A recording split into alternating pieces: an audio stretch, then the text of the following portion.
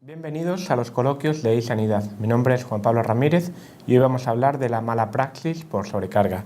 Estamos aquí con Virginia González, que es pediatra en Quirón Salud y perito médico, y a mi derecha tengo a Carlos León, que es director jurídico de Legal. Bienvenidos. Muchas gracias. Gracias.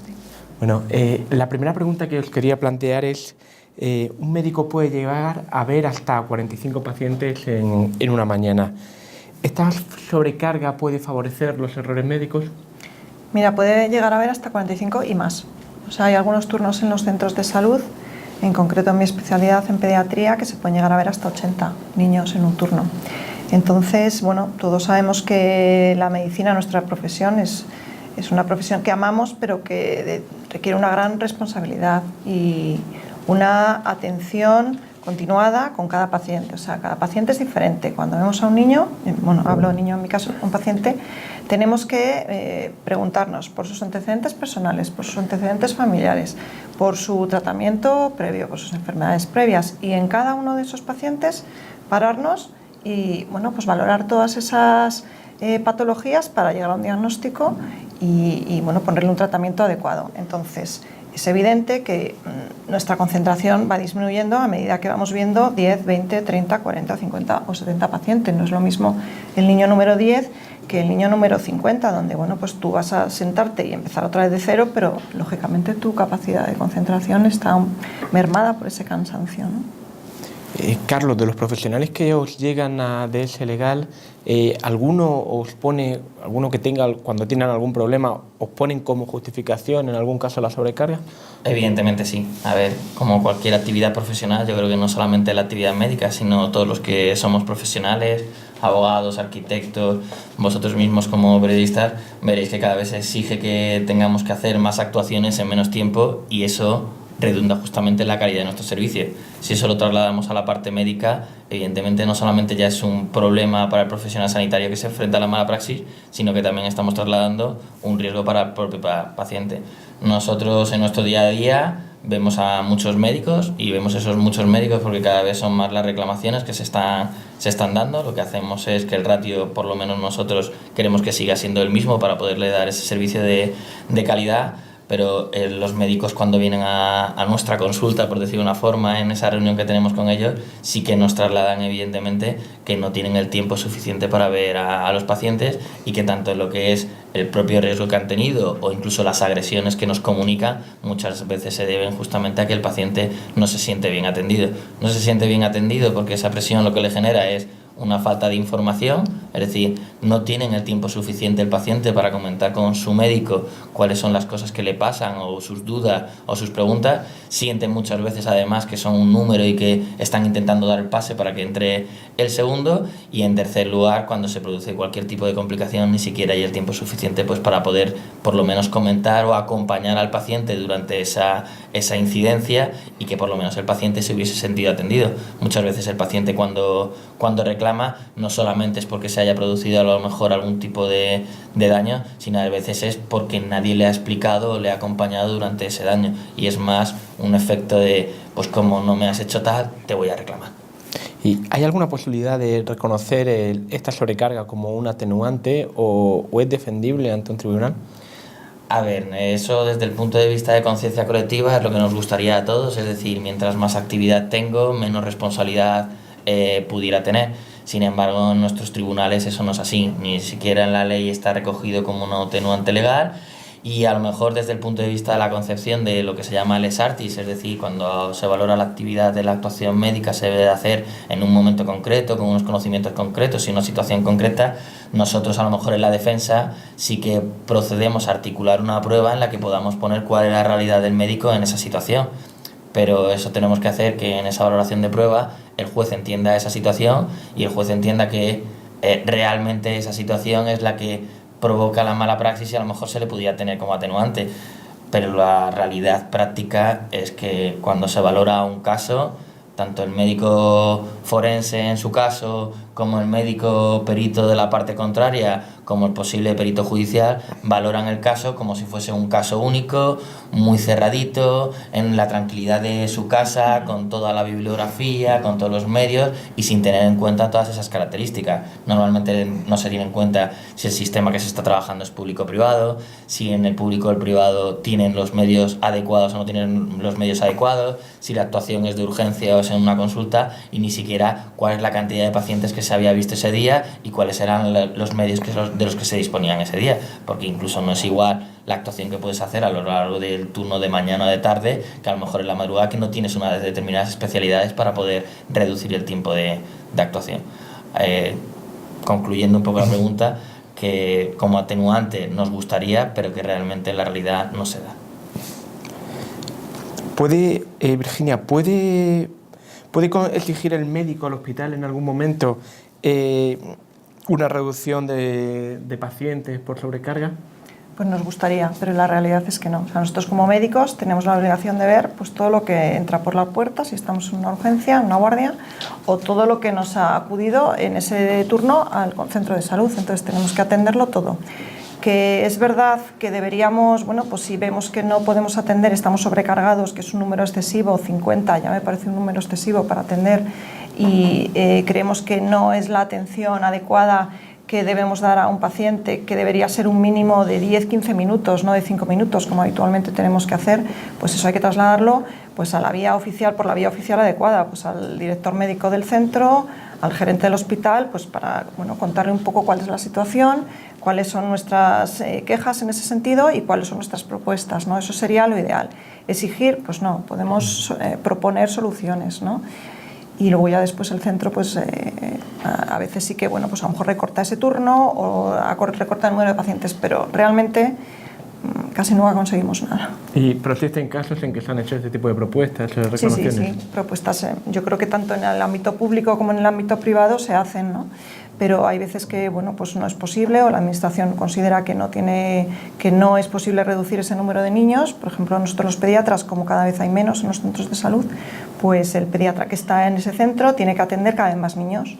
Y si no hay pediatra, porque hay centros de salud donde no hay pediatra, pues el médico de familia es el que tiene que atender esos 80 niños porque no hay otra persona, otro médico que los pueda ver. A mí me gustaría, si puede ser, ¿vale?, añadir que realmente nosotros lo que vemos es que el médico es una persona que, por desgracia, se queja poco. No levanta la voz mucho, no protesta, y eso hace que, primero, la sociedad a lo mejor tengamos una visión de ellos a lo mejor diferente, y luego que toda la presión que se le está cargando se le carga no sobre el centro, sino que se le carga a la persona individual, que al final es el que va a sufrir la reclamación. Y lo que ha ocurrido en estos últimos 5 o 10 años, y si no me corriges, Virginia, porque tú eres médico, ¿vale?, es que no solamente se le han aumentado el número de pacientes año a año, es decir, que se les da una vuelta de tuerca, sino que además se le han reducido los ingresos. Es decir, se le pide más por menos. Por lo tanto, evidentemente, esa presión asistencial va a afectar por incluso la propia calidad. Al final somos humanos, los médicos son humanos, y va a afectarles a que puedan tener cualquier tipo de problema, porque al final te cansas. Te genera una depresión esa situación. Nos pasaría a todos como profesionales. Nosotros como abogados lo que recomendamos, tanto estemos en la sanidad pública como en la privada, es que si realmente están viendo que existe una situación problemática, que están viendo que los medios a lo mejor están siendo demasiado ajustados y que ellos mismos están viendo una reducción de la calidad, es que deben de ir poniendo en conocimiento obligatorio, por lo menos a la parte de recursos humanos, a la parte de gestión o a la parte de su jefe de servicio, por una simple razón: por si por lo que sea hubiera una reclamación, por lo menos hubiera la prueba de que, oye, nosotros ya anunciamos de que no teníamos o el personal médico o el personal auxiliar para poder llevar a cabo un buen servicio. Eso a lo mejor sí nos serviría, con la pregunta anterior, por lo menos para ir acreditando, oye, que nosotros ya estábamos dando la voz de alerta, pero yo como médico no puedo desatender a los 40, 50 o 80 pacientes, porque si no la atiendo me podrían estar reclamando por omisión al deber de socorro. Es decir, al final al médico se le hace una pinza, a la persona en particular. ¿Sabes qué pasa? Si me permites, que hay una pequeña diferencia si el médico trabaja en la medicina privada o trabaja en la pública, porque claro, tú trabajas en un hospital privado y tú estás viendo 40 pacientes o 50, entonces si tú reclamas, pues te juegas tu puesto de trabajo. Eso es así, ¿no?, la realidad. Si estás en la medicina pública, tú tienes una plaza que has conseguido con una posición, pues a lo mejor puedes hacer más presión ahí para reclamar lo que tú consideras que es el tiempo mínimo dedicado a cada paciente. También es cierto que a veces haces presión en la pública, más que nada porque lo hemos tenido, y a lo mejor te abren incluso un expediente disciplinario. Claro, entonces también les genera ese miedo al profesional. Es decir, se encuentran que su propio estamento superior, que lo que estás intentando es mejorar justamente el sistema sanitario, lo que haces es que encima te pegan un capón, un aviso para que te mantengas calladito. Y me comentabas también antes que este tipo de reclamaciones no suelen llegar a nada, pero yo no sé si hay una respuesta del hospital. ¿Lo justifican por motivos económicos, de rentabilidad? Casi siempre es motivos económicos. No hay presupuestos, bueno, pues es lo que hay y intentaremos mejorarlo, pero al final pues eso nunca llega. Entonces, lo que decía Carlos, poco a poco esto va haciendo que efectivamente el famoso síndrome del burnout, del médico desgastado, pues cada vez está aumentando, ¿no? Porque ese médico está ya en el límite, está atendiendo a una cantidad de pacientes para las que a lo mejor pues ve que no es capaz, ¿no? Y entonces tiene un estado físico y mental ya tan extremo que pierde motivación y bueno, pues puede perder calidad también en la atención al paciente. Precisamente hablamos de un médico que está llegando al límite, pero aparte si está llegando al límite de su jornada laboral, hablamos por ejemplo de un médico que está de guardia y poco antes de salir tiene que atender una urgencia. ¿Realmente está preparado en ese momento para poder hacerlo? A ver, mira, nosotros desde que terminamos la carrera y hacemos el MIR, la formación especializada, estamos acostumbrados a trabajar pues mínimo 12 horas, esa es la realidad, 12, y lo normal son 24, incluso a veces 36 horas, ¿no? O sea que preparados estamos y acostumbrados estamos. Otra cosa diferente es que, como somos humanos, hemos dicho, y es así, pues nuestro cerebro no está igual de preparado en la hora número 2 que en la hora número 24 de esa guardia. Pero no solo esa jornada larga puede pasar factura, sino que también, y quizás más, es el número de pacientes que hemos atendido. O sea, no es lo mismo si tú en una guardia de 24 horas has atendido 10 pacientes que si has atendido 80 pacientes. Porque ya cuando ya estás cansado o más cansado al cabo de 12 horas, tienes que volver a centrar tu atención en un paciente nuevo, pero si no has podido tener un reposo físico y mental en medio, como bueno, pues tú coges un coche y se recomienda a las 2 horas y media parar, ¿no? Para que, bueno, pues para tomar algo y descansar. Si no hemos podido hacer eso, pues es verdad que existe un riesgo mayor. Yo no sé si está contabilizado, ¿hay un mayor número de problemas o incidentes en estos momentos durante las guardias, a última hora, a finales del turno de trabajo? Como tal no tenemos un registro contabilizado a eso, sí que podemos tener lo que serían las reclamaciones en el ámbito de la urgencia, ¿vale? El ámbito de la urgencia es justamente uno de los ámbitos que más reclamaciones hay. Muchas veces ellos vienen ligados o bien por la falta de medios o bien porque no le ha visto el especialista concretamente que quería que se le viera en ese caso, porque al final la patología que se ha dado pues justamente era un especialista diferente al que le vio durante la urgencia. Y lo que sí que hay es un registro respecto a lo que son las agresiones a los médicos. Lo que nos damos cuenta es que en todo ese periodo de la urgencia, en ese pasar de dilación del tiempo, genera que el paciente pues lleve 4 o 5 horas esperando en una urgencia, en una consulta, se pone muy nervioso y pues al final también tiene la situación de un paciente o que está mal o con un síntoma grave y al final pues se preocupan y por desgracia pues lo pagan con el personal de enfermería, con el personal médico, con quien pillan por ahí en esa reclamación. Y si me permites, en mi experiencia como perito médico, te diré que las reclamaciones que yo he podido ver a los médicos en horario de urgencia o de guardia, tanto en el centro de salud como en el hospital, a veces son más difíciles de defender porque efectivamente el médico en ese momento no cuenta con todos los especialistas, como ha dicho Carlos, pues a lo mejor no tiene el radiólogo a mano o no tiene el cirujano, le tiene que llamar, pero el cirujano tarda más, no es lo mismo un viernes por la noche o un domingo por la noche que un lunes por la mañana, es que eso es verdad que al final no es lo mismo, debería ser igual, pero no lo es. ¿Y se tiene en cuenta esto en los tribunales o no? A ver, nosotros como abogados intentamos poner la prueba para ello y explicárselo al juez.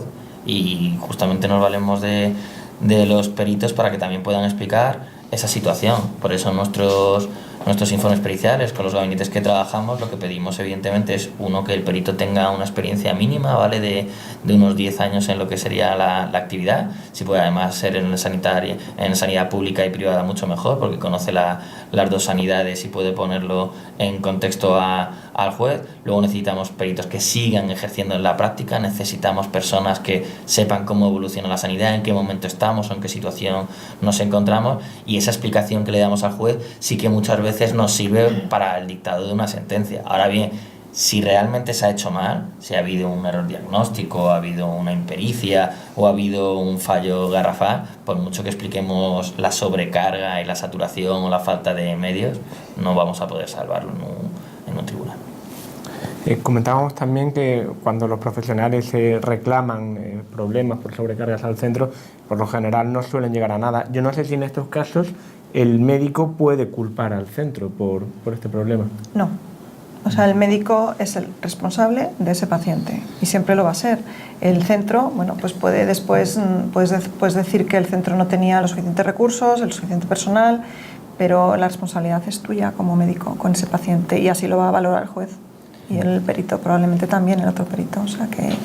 Yo por discutir un poco, sí. El médico cuando llega a consulta lo primero que hace, la culpa la tiene, pero ahí luego sabe él que al final que le han reclamado es a él. Entonces, por mucho que podamos poner la responsabilidad en lo que es la organización o el centro, al final el que sufre la reclamación es él.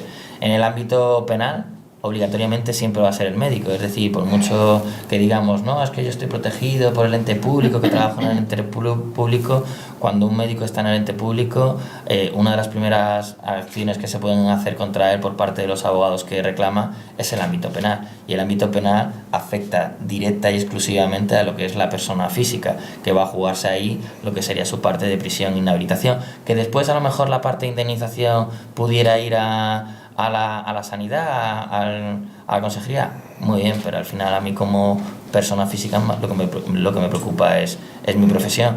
Y en el ámbito de las responsabilidades civiles, normalmente el paciente va a enfocar a alguien, y a quién enfoca, al médico que le ha ido atendiendo, por lo tanto le va a reclamar a él, le va a generar todo el disgusto de la reclamación, su enjuiciamiento, alguien que ponga en tela de juicio su praxis médica, tener que dedicar tiempo con el abogado para prepararlo, tener que dedicar tiempo con el perito para prepararlo, asistir al juzgado, asistir a un medio que no es el suyo, y un sacrificio ahí durante mucho tiempo, porque es cierto que además estos procedimientos duran mucho tiempo y es lo que nosotros solemos llamar la pena de banquillo para el médico, que te hace incluso replantearte muchas veces tu vocación o tus ganas de seguir trabajando como médico.